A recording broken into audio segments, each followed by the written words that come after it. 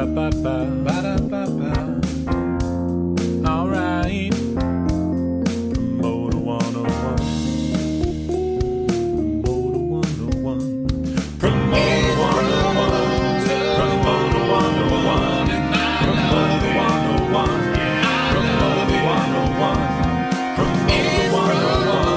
Promoter 101. Promoter 101. Promoter 101.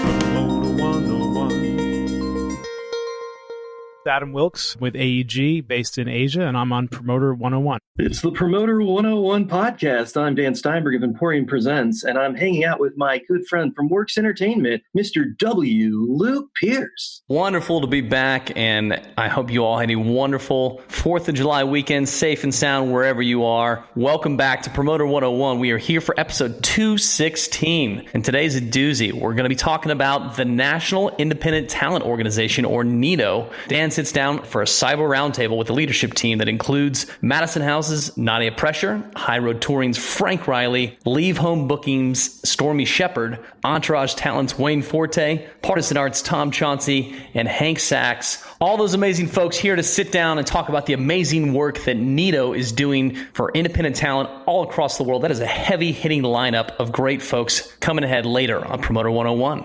Plus, we've got Red Mountain Entertainment's Jay Wilson talking cheesecake with us. Cheesecake, bring it on. We're going to be talking Cakes for Crews. Episode 216 of the Promoter 101 podcast starts right now.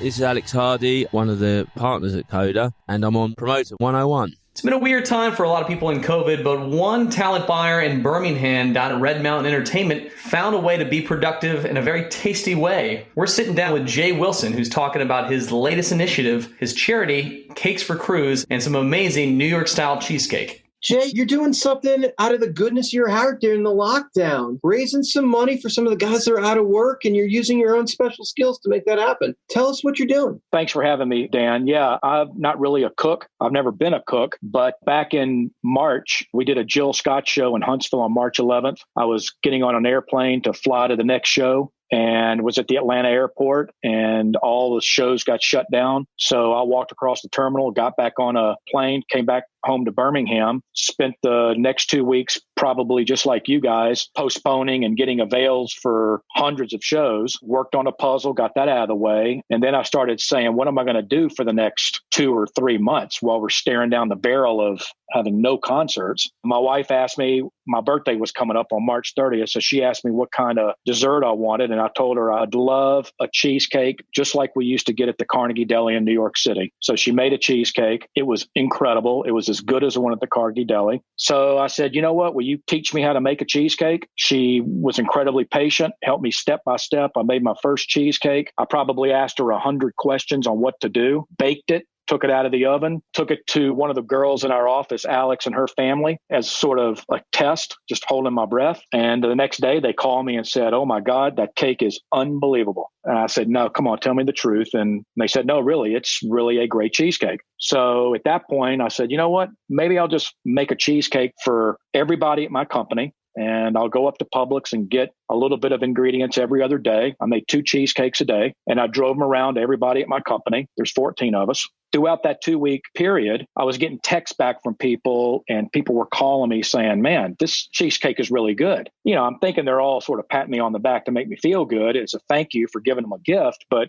one of the last people I took a cake to was one of my partners. And when he texted me the next day after the cake, and he said, this was his quote, when the Carnegie Deli closed, he didn't think there would ever be another good cheesecake again until he tried a Jay's cheesecake. And it was that text at that moment where I realized, you know what, this maybe is really a great cake. Let me try to do something with it. And that's how we started the Cakes for Crew Fund.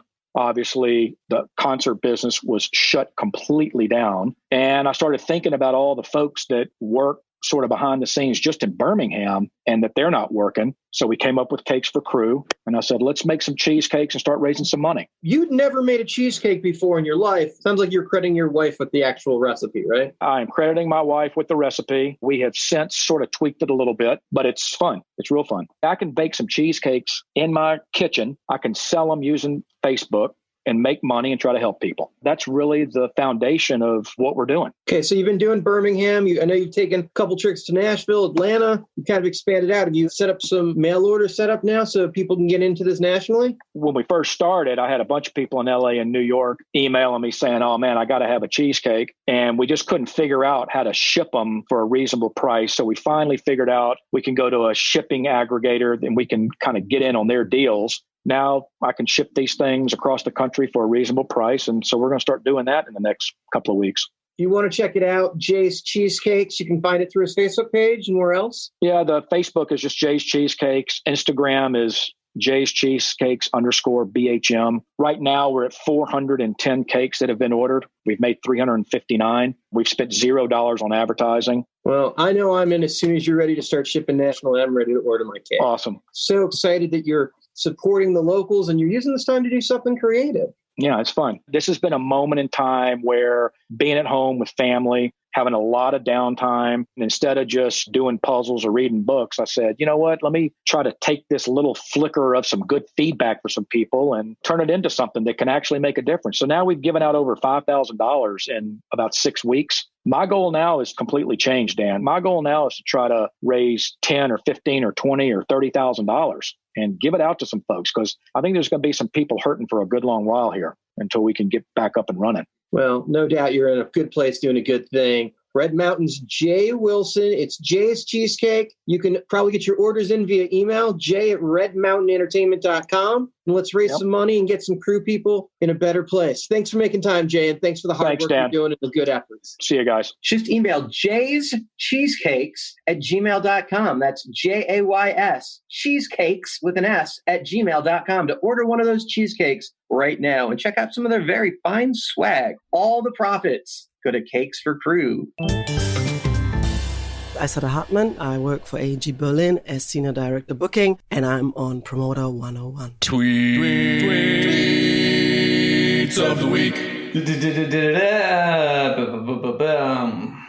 Can we leave that in, Connor?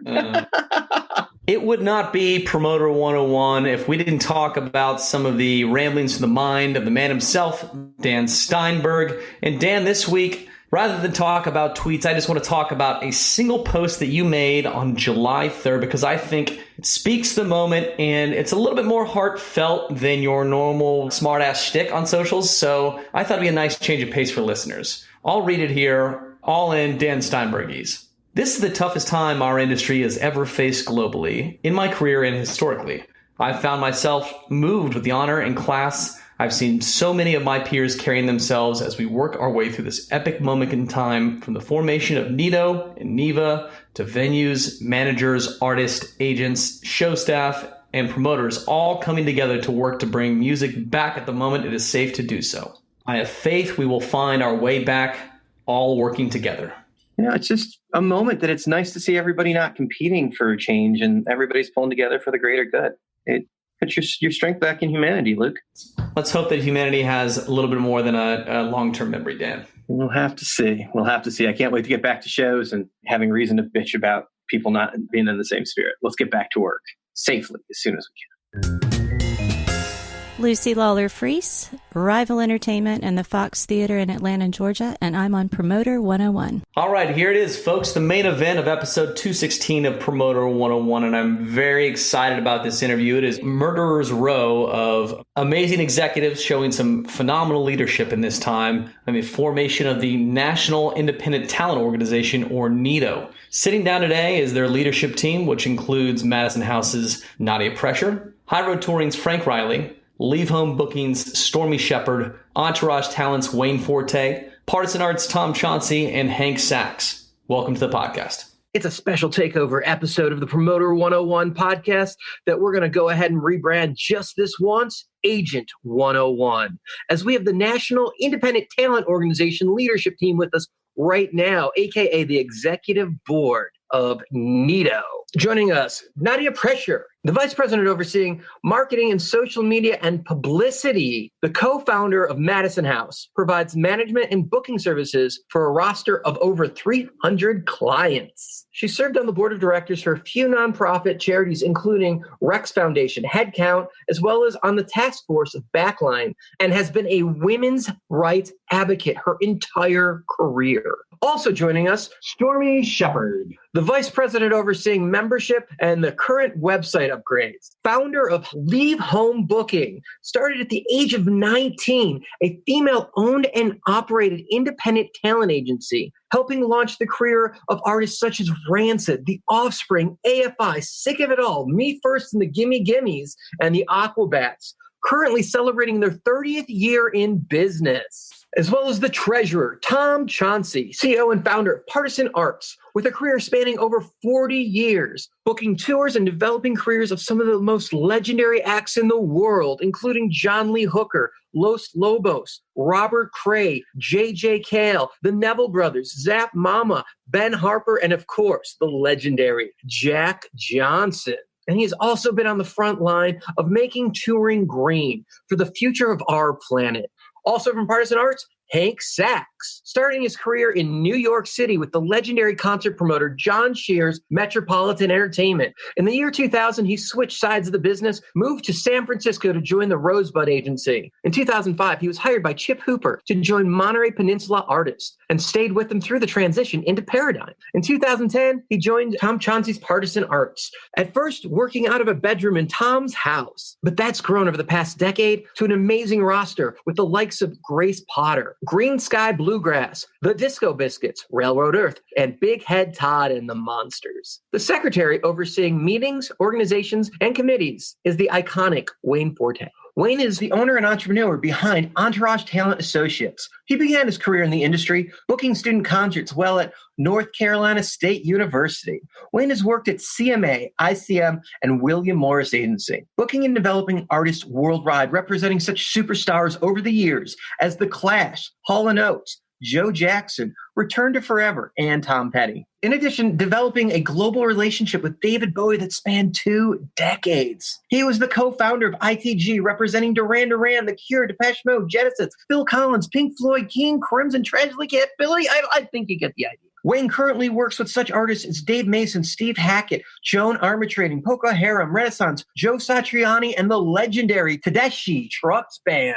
The president of NITO is Frank Reilly, who began his career in the early 80s in New York City at his own independent agency, Venture Bookings. Right off the bat, his first clients were the Violent Femmes, who he still represents, and moved to Los Angeles in the late 80s to join his friend Mark Geiger at Triad Artists. 4 years later, a shift up to Northern California to join Monterey Peninsula Artists for a 9-year run, until starting High Road Touring in February 2001, one of the most successful independent booking agencies in the business, representing a large number of clients, including Ween, the Indigo Girls, Wilco, and They Might Be Giants, just to name a few.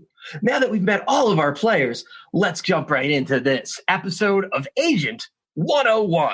NITO is 14 small independent businesses alone that currently represent approximately 2,000 artists. In 2019, they collectively booked more than 40,000 concerts across the U.S. with over 2.5 million ticket sales, generating in excess of $500 million in gross ticket sales. Now, it started with 14, but it's much more now already, right? Yes. That's just the founding 14 people. So the numbers have got to be exponential on that. So the first original 14 include Entourage Talent, Ground Control, High Road, Leave Home, Madison House, Mongrel, New Frontier, Partisan Artists, Pinnacle, Sound Talent, Skyline, TKO, and the Curlin Agency. So 14 major players in the independent scene, and you guys have grown to a lot more since then. Correct. We're at about 82 now, roughly. 82 agencies, 65 management firms, and we have 430 artists / associate members now. Okay, so the numbers speak for themselves. So today we have the 6 members of NITO's executive board joining us. Welcome, all of you. Thank you for making time. Thanks for giving us time. Let's start with the president, Mr. Reilly. How did y'all come together?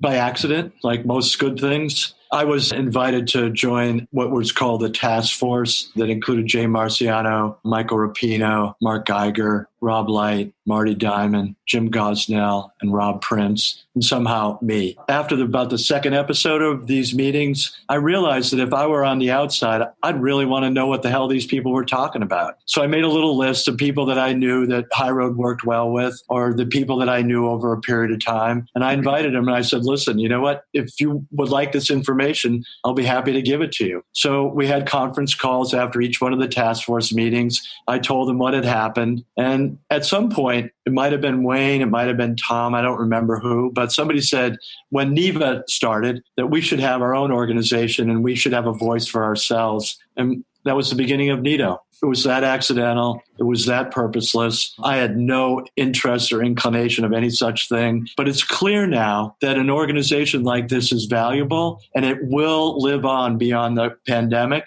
and the coronavirus situation, and we'll be better prepared for other situations in the future. Okay, so what would a successful outcome look like for NITO at the moment with the topic of the pandemic? A successful outcome would be survival and the money necessary to allow that to happen. So what we all want to do is get through this period in some order and resume our viable careers on the other side. Nadia, can you address the mission and expand on the ideas of who the members are that make up NITO and expand a little bit on the numbers of how many there are right now? Sure. I mean, I think when Frank and, some of the founders got together, I think there was this, beautiful common goal, but most importantly, this common history, that we all had. We are owned and operated businesses. We're self-funded. We're independent. The people who have helped put this together have all put, everything they've got and more into trying to survive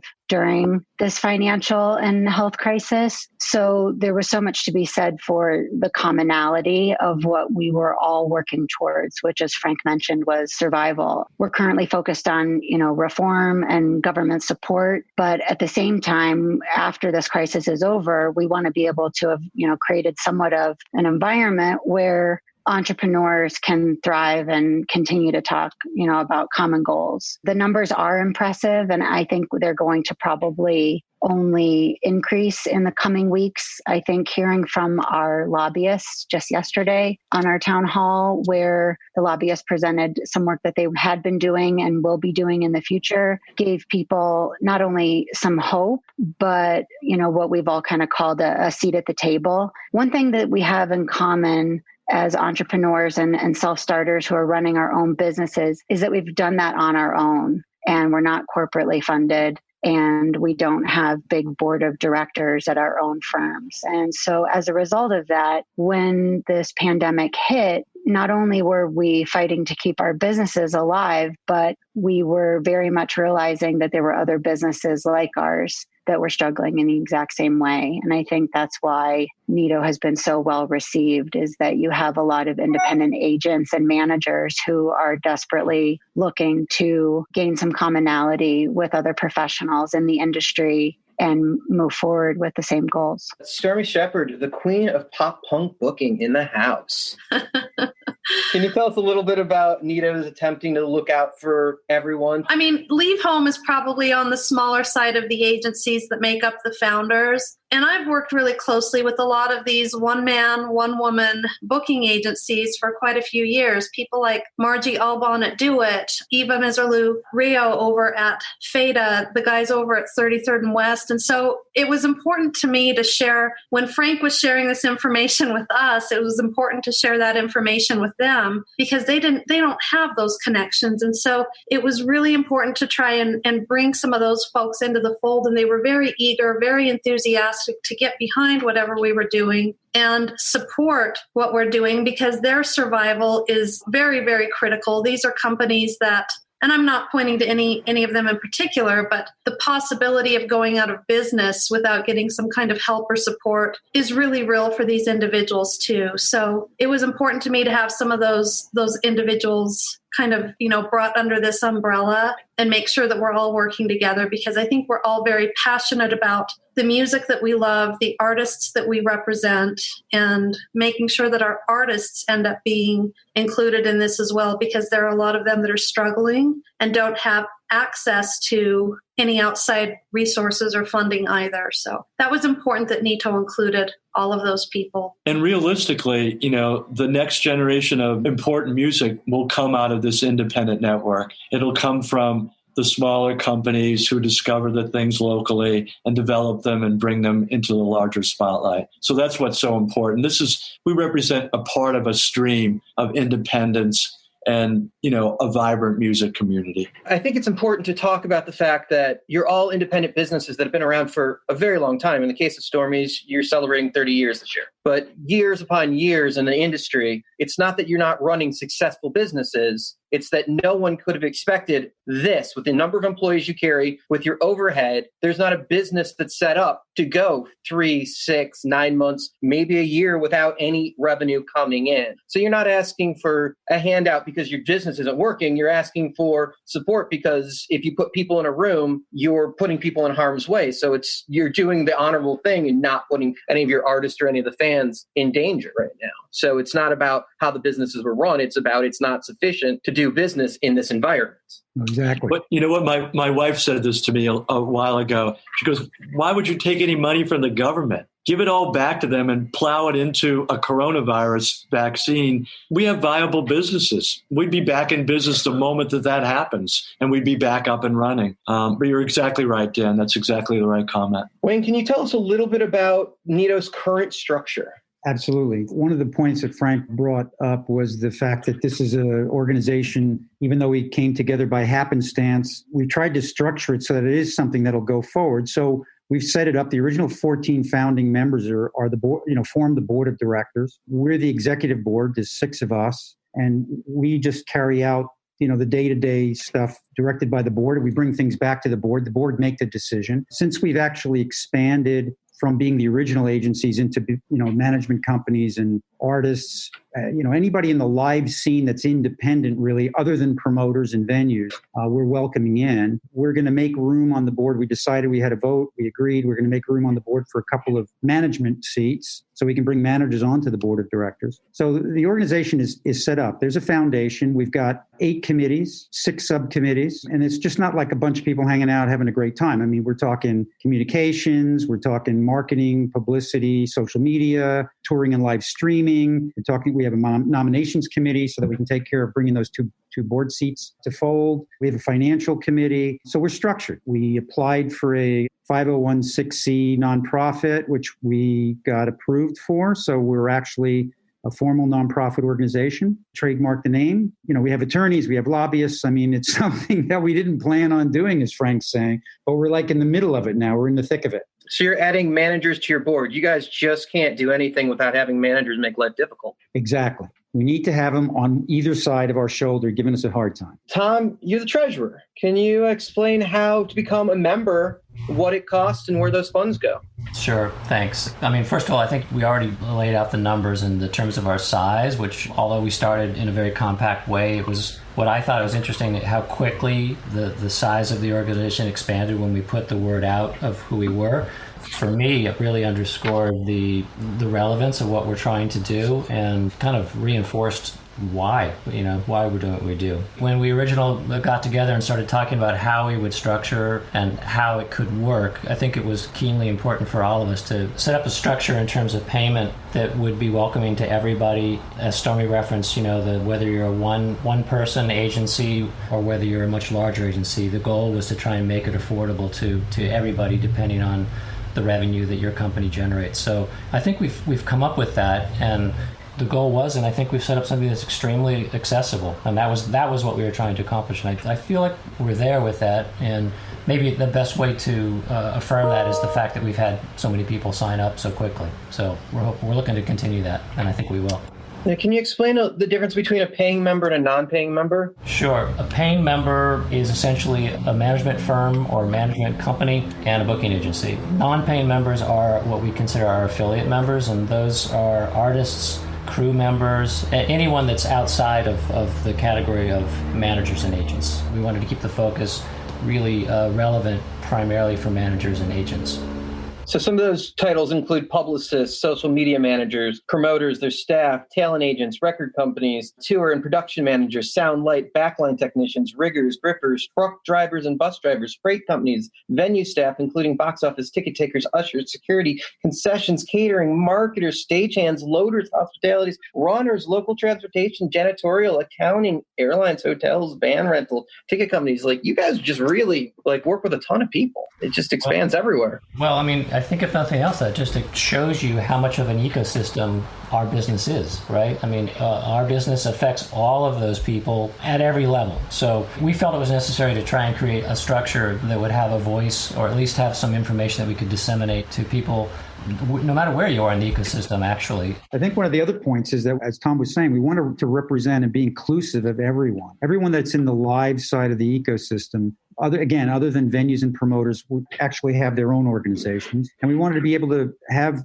somewhere for them to come and have somebody that will work for them. I mean, the major agencies and the major corporations and the major companies, do their own lobbying and do their own, politicking, whatever. But the guy on the street that's the production manager that, lives day to day when there's no tour and he can't pay his rent, where does he go? I mean, he may go somewhere to try to get some financial support, but where? We're trying to amplify everybody's voice. That's really where we're headed. The goal is to help achieve something for all of those people that are in the live side of the music scene. I don't think we've ever truly realized how much of an impact the touring industry has on the economy and how many people it employs and keeps money running through the registers on until it's stopped, like it has just now and never has before. But truly, the trickle down of that money stopping affects so many more people than you ever would have realized. It's true. I mean, when we did our original estimations, because you can't tell exactly, with the original 14 founding members, we estimated some of those numbers that you threw out.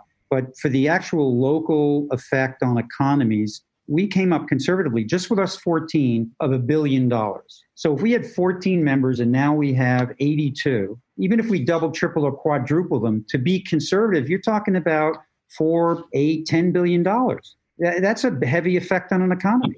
That's a revelation that we discovered pretty quickly as we started to dive deep and start thinking about this. But in our conversations with our lobbyists, I think that's where it became apparent that understanding didn't exist in Washington right now. And so that's a big part of what we're trying to do, is just sort of educate, get the word out, and to have our representatives better understand how we fit into the larger economy and how we as an organization are linked to so many others that they represent. And that's why we're asking for their help. Well, what we have found out right away was that, you hear this talk in Washington, or maybe you don't hear it, but there's talk in Washington about supporting the small businesses. Look out for the small businesses. I mean, the airline companies always get their money. The auto industry, they get their money. They get the banks. They all get bailed out. But the independents, what happens to the independents? Virtually nothing. Well, when it comes down to our business, they don't have any friggin' idea who any of us are, and they don't know what we do. So those are the things that we're trying to do, as Tom was saying, is educate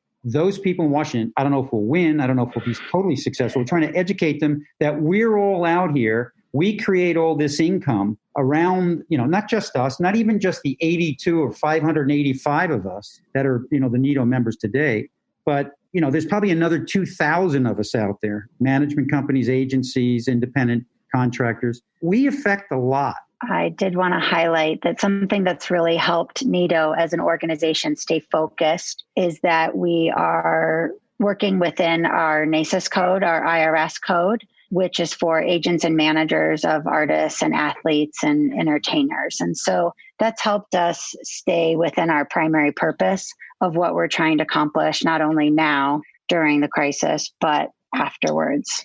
Also, as Wayne mentioned, we are a 501c6, which helps us keep our common business interest at the forefront. It means that we are still doing business while being part of this business league, but our association within the organization is basically all the members having the same common business interest. Hank Sachs is also on the call. You moved to D.C., you're in our nation's capital, so it makes sense that we'd ask you about what's going on with the lobbying in the government and How is NITO using all of that? Yeah, so I moved to DC a few years ago, and I kind of operate in my own little bubble in the music business in DC, and there's not a lot of us here. I have basically had one friend that worked on Capitol Hill, and when this all started to happen, when the COVID situation became a real issue for all of us, I called him, and I when there was chatter about how small businesses were going to be saved in a relief bill,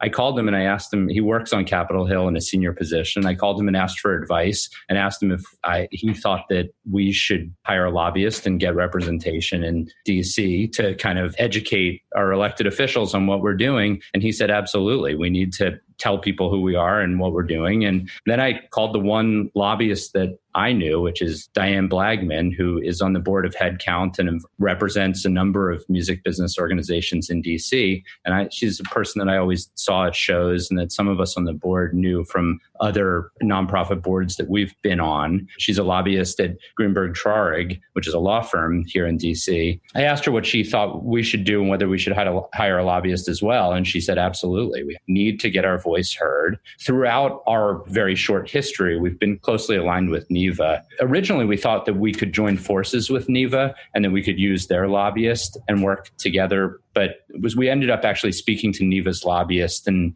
who recommended that we hire our own lobbyist as well. So anyways, long story short, we ended up hiring Diane Blagman at Greenberg Traurig. And it's been a really interesting experience, I think, for all of us. I had no experience with lobbyists. I don't think any of us did. I think it was always, the term lobbyist always made me think of, tobacco or the gun lobby or things that we might not all agree on. And I think it was a hurdle for us to sort of overcome that as a group, whether hiring a lobbyist and what that meant. But the reality of what it means to have a lobbyist in DC is that there's a lot of education that's going on. She's educating elected officials and their staff on who we are, what we do, as Wayne was saying, and helping us get organized with our outreach, really doing specific outreach to our representatives who, for the most part, have been very open to hearing from us and responsive, way more responsive than any of us thought. They've been extremely willing to get in the conversation and figure out ways to help us. I was absolutely amazed when I got a response from my letters to Congress. Like, wow. Holy moly. How long did that take? About an hour. Yeah. An hour. Yeah. Nadia got one of the better responses. Nadia got a great one. Yeah. I've been fortunate enough through our lobbyists to be connected with actual staffers in both senators' offices here in Colorado. And I would say that that has been one advantage in working with our lobbyists is that we are directly connected. We are not writing to spam filters. We are directly connected with staffers in these offices who are actually reading our stories and paying attention to the industry and attempting to learn how it works. As Wayne mentioned, we're finding that majority of the public isn't exactly clear on what a booking agent does or what a manager does. And so some of this is about educating some of people in Congress about what we do for a living and why we're going to be shuttered for quite some time. Not sure all the artists in the industry know what booking agents do either, so it might work out for them as well. Exactly. It's true. It's true. And as far as the lobbyists go, Dan, just to throw in some other points, we did hire Diane, and there's actually 3 people on the team. So we have a team that we deal with. But we actually interviewed 2 other lobbyist companies. So that was a whole education in and of itself, honestly, because we had to go through interview process via Zoom with these companies, and they made their pitches. And, a lot of what I picked up was during that pitches of, this is what we're going to do for you. This is what you got to do. You got to go do this, and it was eye-opening, as Frank said. It was totally eye-opening. One would think that you just go in and say, okay, here's what we need. Could you do something for us? Well, no, it doesn't work that way. It's like we had a town hall for managers and agents yesterday. We had about 200 people on a Zoom call. And Lori, one of the lobbyists, put it in the best possible way. She said, it's like having a suitcase and you're going on vacation and you say, what do I need? And you put everything you need in it. You only have a certain amount of room and you want to leave to go on your vacation with the most important things. Okay. And then you decide you're going to go away, but you're taking a friend with you, which is the Senate and the House. And your friend has to put their things in the same suitcase. So now you have to take a bunch of your things out and you got to put a bunch of their things in. You have to decide what's really important to both of you.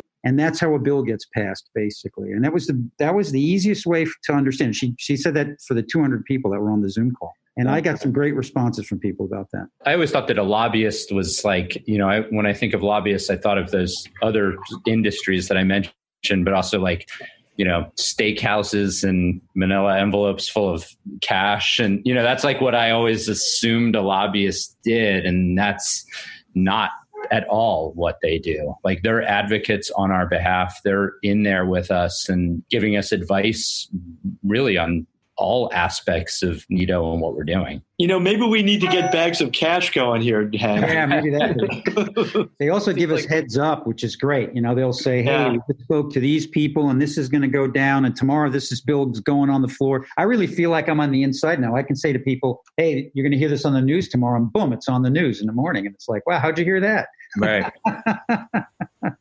They've also done a wonderful job of helping us find other organizations that, while we don't have the same businesses, we have a lot of the same desires for receiving assistance. So they've connected us with the American Society of Travel Advisors, the Live Events Coalition, the National Restaurant Association, the Broadway League, Sports Events and Tourism Association, and the list goes on and on. These are organizations that we have a lot in common with as far as how we are going to get through to the other side. As Frank mentioned, they have been essential in helping us build alliances with these organizations. Let's piggyback off of that. Why didn't this exist before? I mean, obviously, we saw that it's needed now, but it would seem that you guys are all such amazing connectors in the industry. It would seem like this would have come together a long time ago. We're independent. That's exactly right. That's what it's called. Yeah. I think it's taken a crisis to bring us together, which effectively is what this is. I mean, and strangely, a crisis that it's affected everybody in the same way. So that's a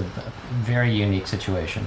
Yeah. Gave us all common ground. None of us could survive without the others, and the interconnections between all the different things that, we rely on to produce shows, to book dates, to guide artists properly, all those things that's what brought us all together. It was that moment of crisis, Tom. Exactly right. Now that the association exists, do you think that there's a chance that there'll be some protection, honor among thieves about members not going after other members' staff and artists in a poaching manner? I'm going after Wayne's client as soon as we hang up here.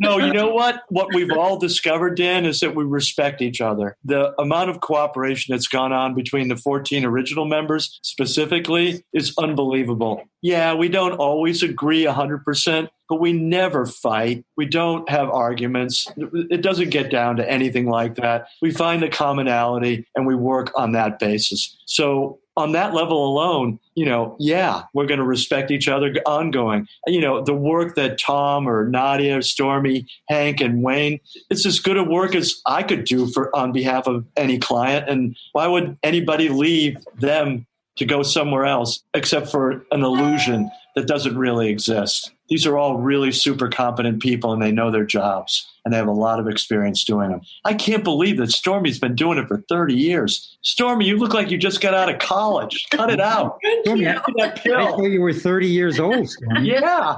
I started when I was 19.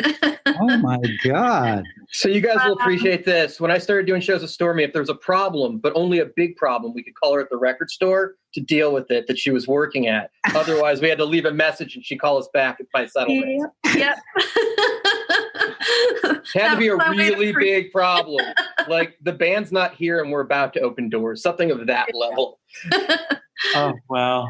All right, so play devil's advocate for me. Why aren't the PPP loans enough? So we're focusing our efforts right now on the Restart Act, or the Restart Bill as it's known in the Senate. And that basically is an extension of PPP style benefits that will just extend for a longer period of time and potentially give us more flexibility on how we spend it. But that is enough. That's in essence what we're looking for. Yeah. Well, except that the PPP loan program that exists right now isn't enough because it was only for 8 weeks. This thing, I mean, when I left my office on the 13th of March, I left a lot of things there. I took very little with me because I thought I'd be out of the office for a month, maybe a few weeks, and then suddenly realized it was going to be a lot longer just reading what I was reading. So I ended up going back into the city and loaded my car up and brought it home. And then I thought, and I was applying for PPP at that time, and I thought 8 weeks should be enough, but what if it goes through the summer? Well, now we're looking at winter, maybe spring. So the reality is 8 weeks is not enough. And the way they set it up doesn't really work. And the reason it doesn't work for a lot of us, not everybody, but for a number of us, and I'll let everyone jump in and say it for themselves, and in my case, I didn't have to go through it necessarily, knock on wood. You kept people on because you had to use it originally for 80 or 90% of your, payroll, 75, sorry. And you didn't really want to leave anybody go because you had to do that. And then they changed it midstream. So you're on this freaking canoe in the middle of the fucking water. And then this wave comes over you and they go, oh, we just changed it now. And you know what? It's going to be 60% or whatever the number was they decided. And the reality is it should have just been open, but they didn't have time to think about that because there may be a plan where if you have a lot of staff, you want to lay them off for a certain period, have the other staff stay or be able to stretch it out, give them 30%, 20% cuts, but you couldn't do any of that. You couldn't be creative to keep your business together. You had to do it by their rules. That's because they don't know our business. That's another problem. It was meant to cover the whole range of small businesses also. It wasn't only specific to ours. The stipulations, Dan, were the hurdle. Yeah. In the time period. That 8 weeks thing was devastating. Yeah. Let's talk about the downside of this. What if there isn't relief and this keeps going into the end of the year or next year? Are we going to start to see some agencies go away? Absolutely. Without a doubt. Even the major agencies are getting cut down. I mean, some of these places have phenomenal overhead. I mean, we all have overhead. They got phenomenal overheads. I'll say that what makes our company special, what makes Partisan Art special is our staff. Like, we have an amazing staff, right? Tom and I will still have our clients when this is over, right?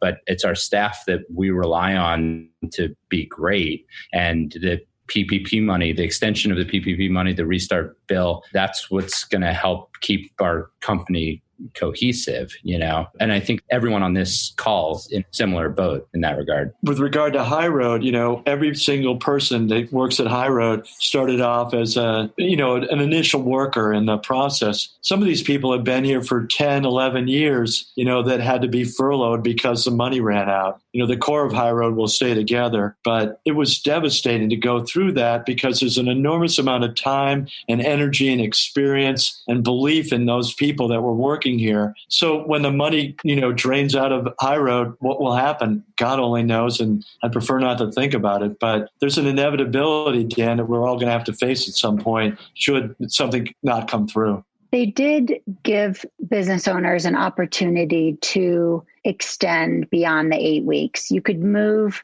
to a plan that accommodated a 24-week plan. But most business owners I know in and outside of the music industry were 6 weeks into their plan when they got that information, or maybe 4 or 5 weeks into their plan, but they had already made commitments to their employees. And as has been alluded to, the employees and the artists are the blood of the business. We were not going to go back to employees and tell them that while we had previously agreed to pay them for 8 weeks, we were now going to change our mind and let half these people go and pay the other people a part-time amount for an extended period of time. I think as Wayne mentioned, we were in a canoe and the water came over while we were already in our plan of how to spend the loan. Being on the smaller side and not having the same, responsibility that some of the bigger agencies have,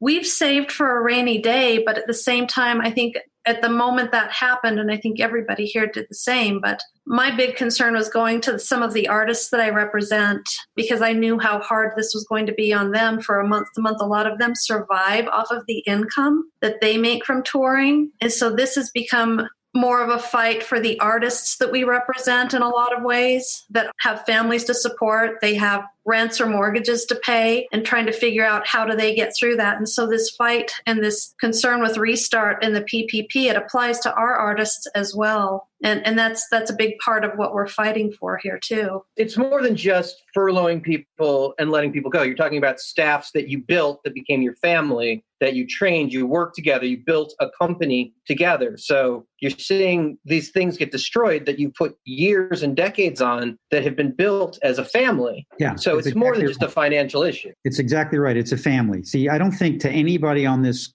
call, and probably anybody in our organization, they're all family. They're not just employees. Like I was on the phone with a financial person today over some things I'm trying to work out. And I said, yeah, the company's pretty much shuttered. No, my God. And I said, what are you going to do? And I said, I'm worried about myself. I'm worried about my employees. And she said, what do you mean? Oh, my God. I said, well, I'm paying them and I don't want to lay them off. And she was like, oh, really? I go, yeah, well, I might just put them out on the street. You know, they've been with me for 5 years, 7 years, 8 years. I mean, they're young. They're my second or my third generation at this company of people, but still they've been there a long time and they've been working hard. So I don't want to put them out on the street. So as I said to him, I'll go down with you and we'll go as long as we can. The industry is at a standstill. We have no idea when shows are coming back, but when they do, how quickly, I mean, you're all nimble and, you know, good sized companies that know how to do this and know how to do it fast. How quickly can you get a show back on the road and on sale when the all clear is waved? It's going to be all clear for the country is the problem, because you can't route a tour without the whole place, without having some coherence. So initially it'll be regional, but how quickly? God, even under the best of circumstances, I'd say like 3 months. Yeah. You know, and that's fast. I know that most of us have moved a lot of our dates from 2020 into 2021, and we're waiting to see if they'll actually play or not. So if something miraculously happened tomorrow and they said, we found the answer and it's going to be distributed immediately, which is not realistic, it's still another 3 months to the next day before you get a show back on stage and played out. 3 to 6. Maybe some local stuff could play locally or even regionally. But real tour. Real tours, no. Nothing earlier than 3 months. Probably 6. Yeah, 3 to 6. Yeah. Okay, so we're talking the first of the year, Q1, for a real tour to take place at this point, most likely. Yeah, if you're going to start from scratch. You know, if you've moved the dates, no. Or if you got them and they happen to be available, but you got to find the availabilities, you got to put it together, you got to make sure everybody's available in the band, the crew, you know, again, depending on the situation. You know, I've got some clients that have to put their crew together. Now, the crews are dying to work, but, you know, if they said, okay, we're going to work tomorrow, I don't know. Are they all available in November? Are they all available in January? I don't know. I'm delusional. I still have dates on, routed and tours routed in November and October. But you know what? A man's got a dream, you know? You're hopeful, not delusional. You're hopeful. Delusional, Wayne. That's a nice word for hopeful. We obviously need time to market these shows too, right? You know, winter tour. I've got several tours at the top of the year, you know, and they would typically be my winter tours for my bands would typically be announced in August or early September. And that's right around the corner. And that we don't have ad mats. Many situations, we don't even have offers. All right. That's a whole lot of reality. Yeah. A whole lot of reality. Sorry to be so real, Dan. And the question, you know, it's all based around the premise that when you say when it gets back at full capacity, because I mean, these conversations that we're having now about limited capacity shows, and for me, they're a Band-Aid and they're a distraction, in my opinion. You know, what we need to focus on is finding a solution to the problem so we can be back in business in full. And that's the only time when things really start working again.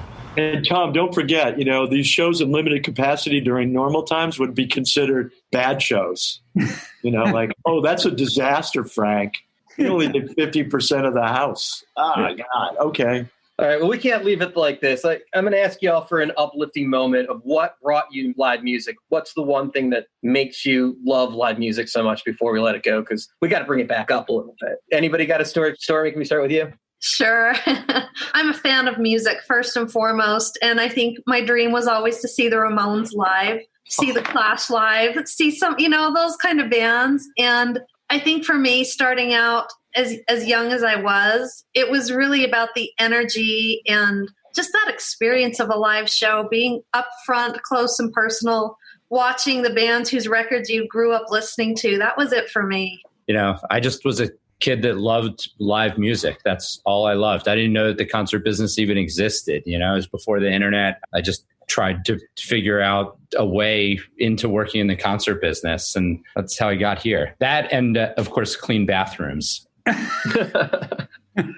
Nadia? I will say the passion about music and the passion about our artists is exactly why I am a proud member of NITO. This is what is the glue of this organization. And that has been the thing that's kept me positive through all of this, has been the commonality of the passion of music amongst all of us.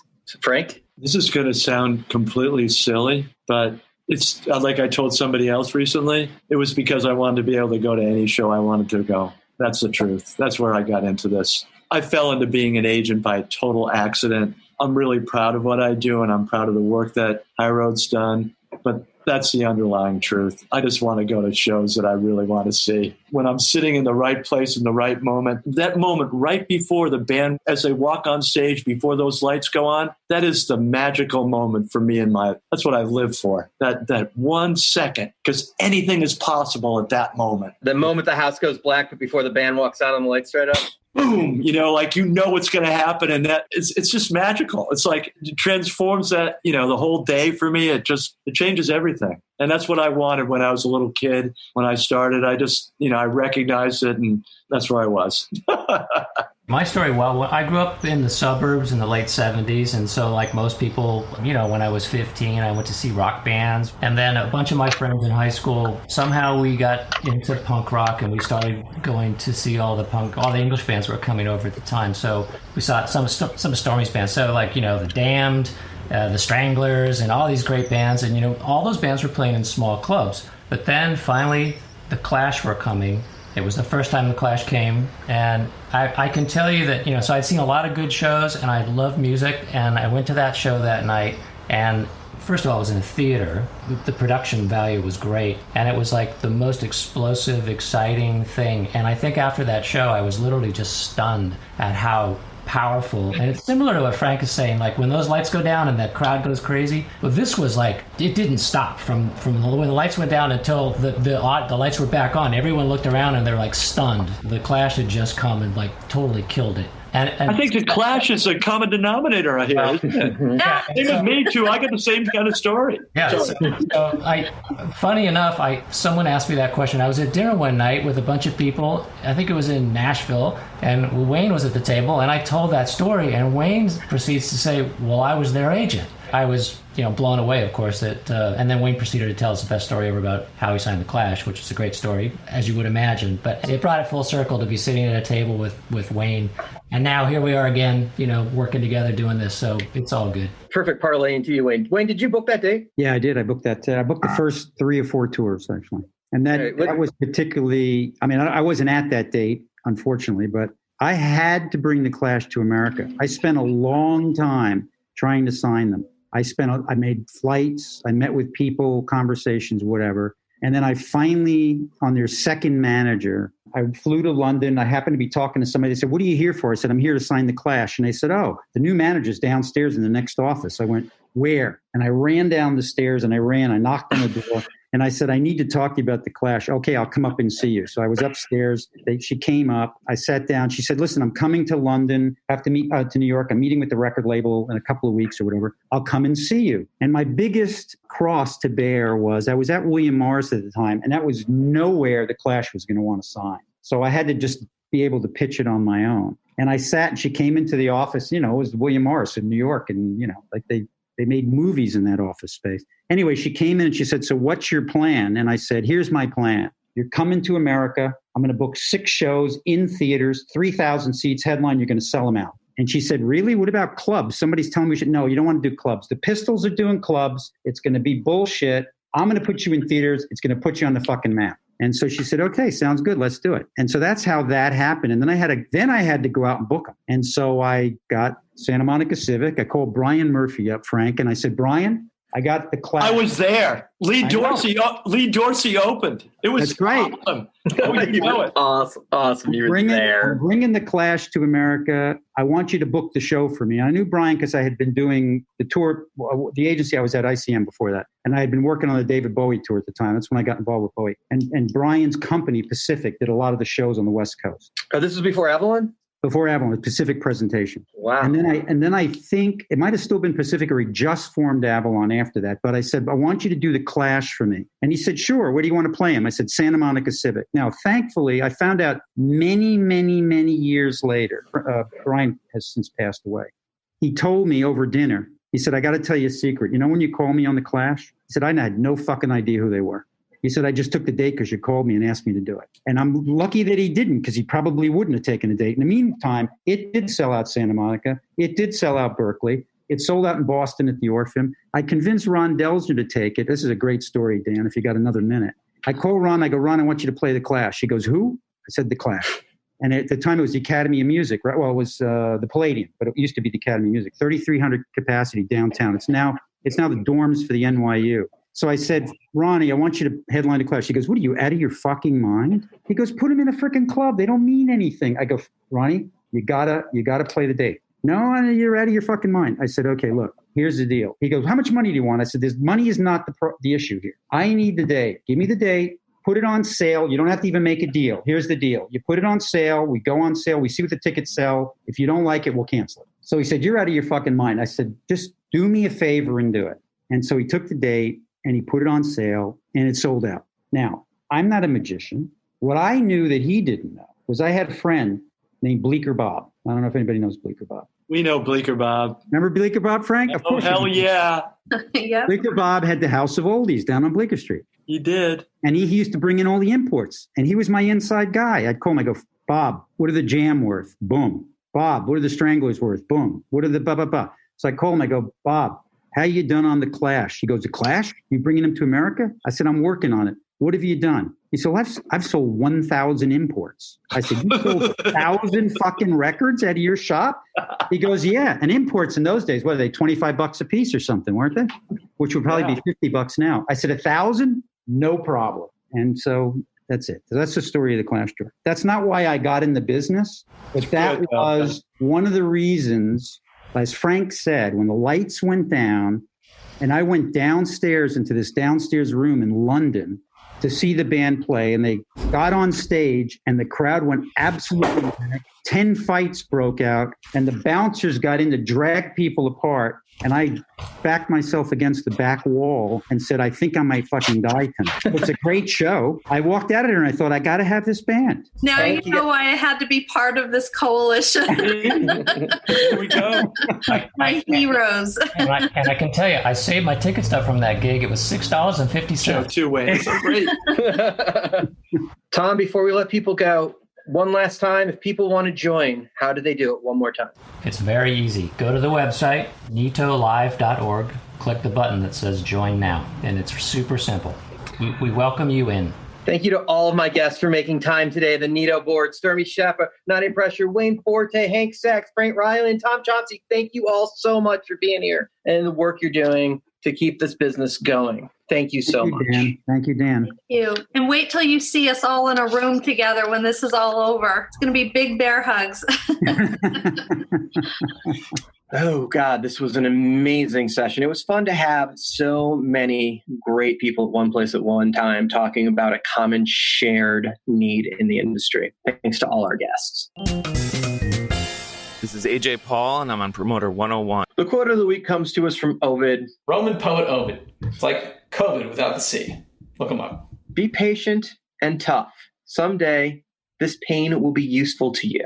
I thought it was fitting for the time we're going through. I'm not sure how, Luke, but I thought it was fitting. Someday, hopefully soon, all of this pain will be useful to everybody.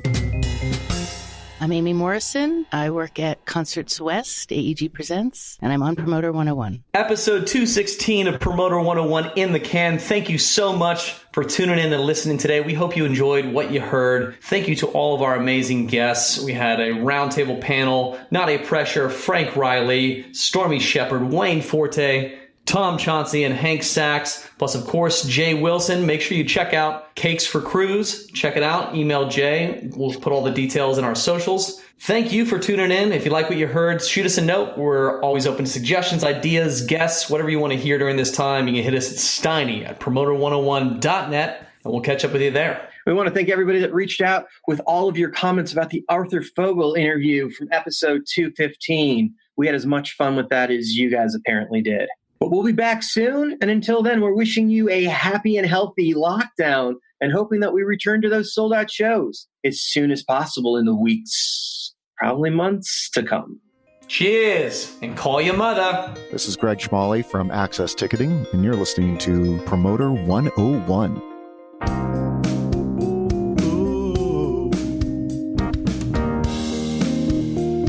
ba ba ba.